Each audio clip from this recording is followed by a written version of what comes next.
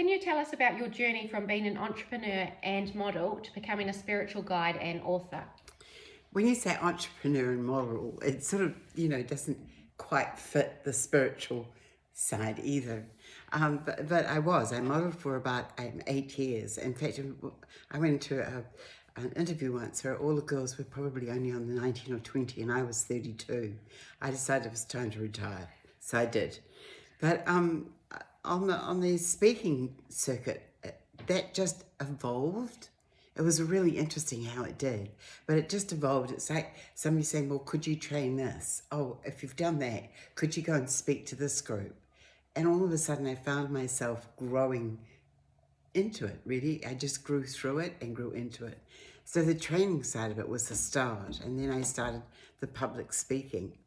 The clairvoyancy was introduced to me way back when I was 50. I just turned 50. So it was 25 years ago. And at the time I was a bit skeptical, but the girl that had invited me, I was a very good friend of hers and I liked her a lot. And so I thought, well, why not? So I went along very skeptically.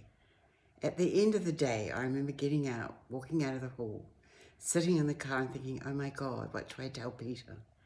And here's my husband of 30 years. And I thought, my God, if I go home and say I'm clairvoyant, he'll probably think Mary's lost it.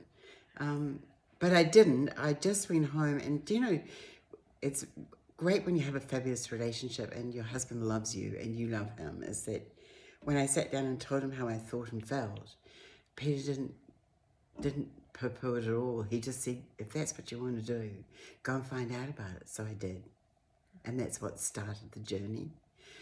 But 25 years ago, clairvoyancy was not like it is now. Now people will open up to it and speak about it, and it's become something that is a viable venue or a viable discussion and a viable pathway to take. But when I was doing it, it was not. And in corporate training, I was training up to anything up to 2,000 people, sometimes 200, 100, but any time it could be up to a 2,000.